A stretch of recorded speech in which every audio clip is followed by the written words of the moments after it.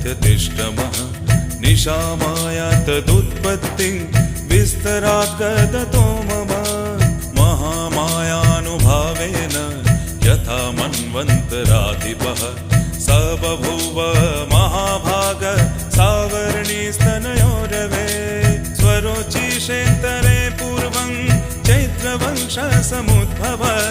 सूरथो नाम राजाभूत् समस्ते क्षितिमण्डले